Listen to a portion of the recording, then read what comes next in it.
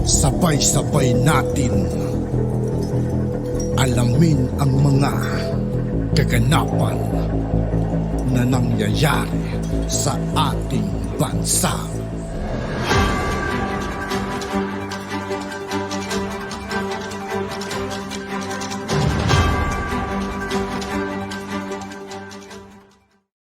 Yo, what's up mga kaibigan? This is I2K po again. Ngayon nandito ulit tayo sa channel ni KBBM News PH. Dito ulit tayo magbibigay ng komento at reaksyon. Kaya samahan nyo guys, let's go!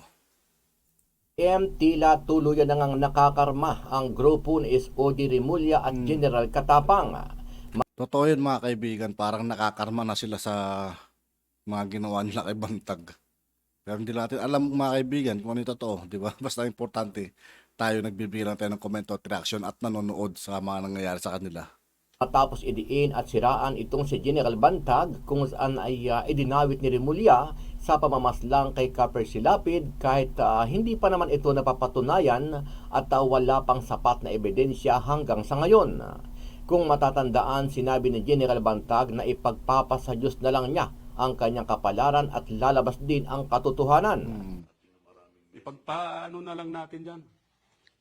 Ang kapalaran natin, ipagpasa Diyos natin at tignan natin ano ang kahinatnan. Magtiwala tayo sa Diyos, pero tayo ang dapat gumawa. Ibig sabihin, umaksyon ka.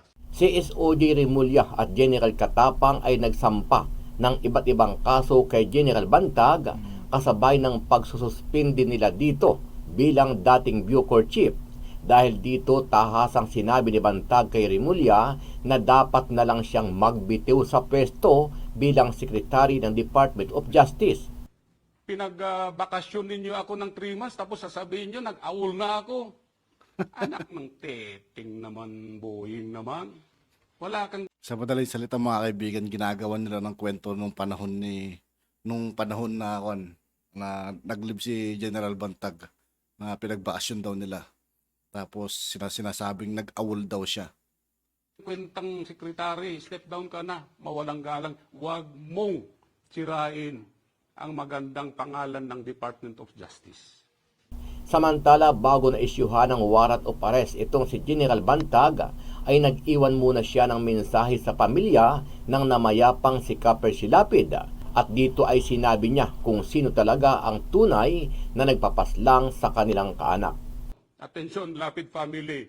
Yung pumatay po kay Percy Lapid ay tauhan nitong Aguho na pinakuha ni Boying, Secretary Boying sa NBI. Anong papel niya sa buhay? Tauhan niya daw yung pumatay na si Escorial at si Villamor na kaibigan niya. Tauhan nitong si Aguho. Kikita niyo yung connection? Ito ba? Pag-uutusan ko ba ito? Ano ang masasabi mo dito mga ka-BBM?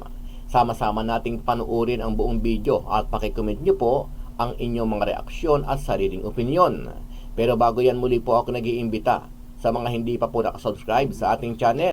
Sa lahat ng hindi pa nakasubscribe mga kaibigan kay KBBM News PH, mag-subscribe na po tayo at huwag nyo rin pong kalimutan mag-subscribe dito sa aking channel.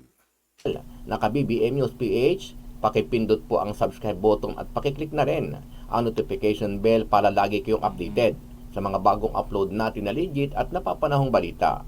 Maraming pong salamat. Sa iba pang mga balita, pinasisibak ngayon sa pwesto at pinakakasuhan kay National Capital Region Police Office Chief Police Brigadier General Melencio Nartates ang hepe ng Navotas City Police Station na si Police Colonel Alan Umipig. May kaugnayan pa rin ito sa mistaken identity incident na kinasangkutan ng mga pulis sa Navotas City na kumitil sa buhay ng binitilyong si Jemboy Baltasar. Ito ay nang madiscover ng mga kinauukulan mula sa nagpapatuloy na investigasyon ng Philippine National Police Internal Affairs Service na pinatanggal nitong si Umipig sa isinumiteng report ng team leader ng operatiba na nasa 11 mga pulis ang kasama rin sa naturang operasyon.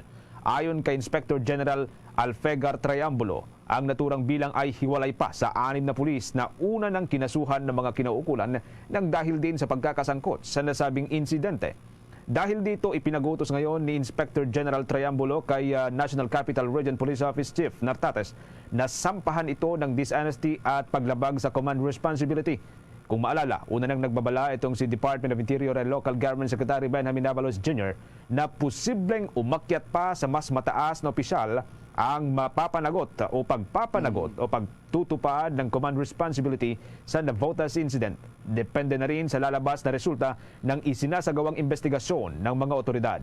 Pakinggan po natin ang bahagi ng pahayag ni Interior and Local Government Secretary Benjamin Abalos Jr. IAS who took over this, but as a lawyer myself, there are questions that needs answers. Were paraffin tests conducted? Umalis ba yung mga tao nung nandun? Yung mga investigador ba, it took him how many hours to go there? These are things that must be answered, otherwise, as far as I'm concerned, it could even go up. It could even go up. But Naalala ko lang mga kaibigan, nagsasalita si Abalos ngayon, pero yung case sa Pugo, hindi pa sila nagsasalita about doon mga kaibigan, Napansin ko lang mga kaibigan. pinapatignan namin to kasi pangit naman ng walang due process. Pinapatignan at pinapaimbestigahan sa ngayon. Tuloy na nga inihain sa korte ang tatlong kaso ng pagpatay laban kay suspended Negros Oriental 3rd District Representative Arnulfo Teves Jr. na may kaugnayan sa kaso ng pagkamatay ng tatlong individual sa Negros Oriental noong taong 2019. Kinumpirma mismo ito ng Prosecutor General na si Benedicto Malcontento na naisampa na ang naturang kaso sa Negros Oriental Regional Trial Court. Una nang sinabi ng Department of Justice prosecutors na mayroon silang sapat at matibay na ebidensya upang kasuhan ang suspendidong mambabatas na si Teves. Bukod kay Teves ay kasama rin sa kaso ang 5 pang individual na nauugnay kay Teves. Ito ay sina Haname Sumerano, Richard Cuadra, Jasper Tanasan, Alex Mayagma at Rolando Pinili. Una nang sinabi ni Justice Secretary Jesus Crispin Rimulya na sa oras na maihay na ang mga kasong pagpatay laban kay Teves ay maaari nang humingi ng tulong ang Pilipinas mula sa international law enforcement agencies para ma-secure si Teves sa oras na lumabas na ang warrant of arrest laban sa kanya. Ayon pa kay Rimulya, kapag sinimula na ng International Criminal Police Organization o Interpol at iba pang law enforcement agencies bodies ang tracking kay Teves, sisiguraduhin malaki ang maging epekto nito sa suspendidong mambabatas. Nakatagda rin na niyang maglabas ng red notice ang Interpol kapag may warrant of arrest na si Teves at kapag nangyari ito ay hindi na siya makakalabas ng bansa kung saan man ito namamalagi. Nagpapakinggan natin ang bahagi ng pahayag ni Justice Secretary Jesus Crispin Rimulya. Nothing changes. The state will have to charge those who were involved completely in the conspiracy to murder Governor Bilbao. And the recantations will not change the fact that statements were already made with independent evidence affirming and confirming the facts stated in the extrajudicial confessions prior to the recantations. So yun lang hinihintay natin. We just want it to be fleshed out properly by the NPS. But as far as I'm concerned, when I think about it, the way I know my law, nothing changes because these extrajudicial confessions are supported by other independent evidence. Wala na kayong credibility. Alam ng tao yan kung anong ginagawa nyo. Kinukondisyon nyo ang... Kitang-kita kasi mga kapalpakan nila mga kaibigan sa tolong. Kasi kahit ako, nadidismaya rin ako sa mga nangyayari at nagagawa ng dalawang ito mga kaibigan. Si Boying at Katapang, mga palpak mga kaibigan sa totoo lang. Yun ang nakikita ko sa kanila. Isip ng tao para ituro ako. Gawain ba yan ng Secretary of Justice?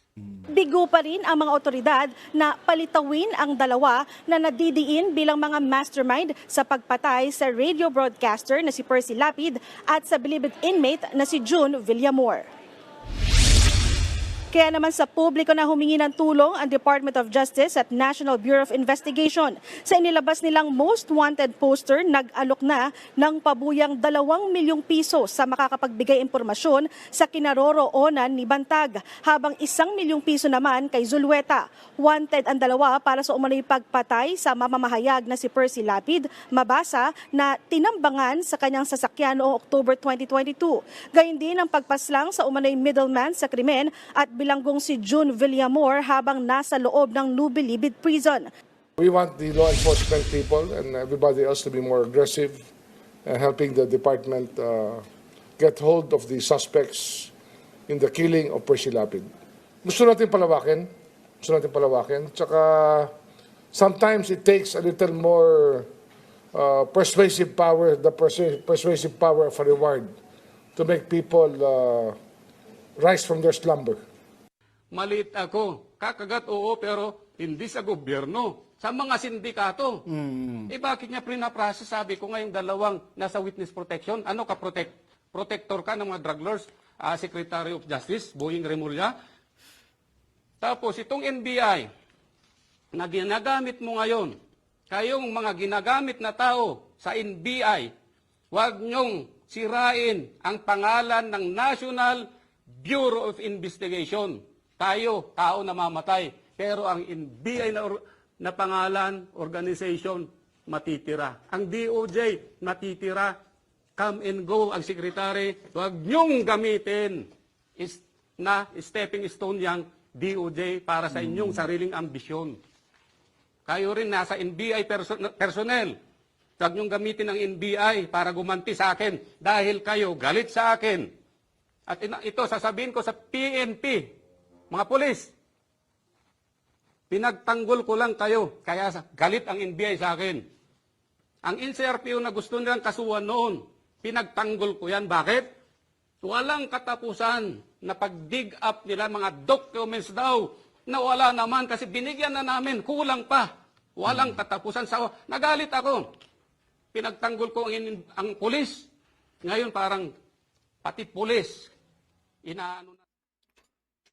At yun nga po mga kaibigan, dito po nagtatapos ng ating reaction video. Muli ako po si I2K ng Sundalo ng Dunggalo at 811. Maraming salamat sa patuloy na pagsuporta. Yeah!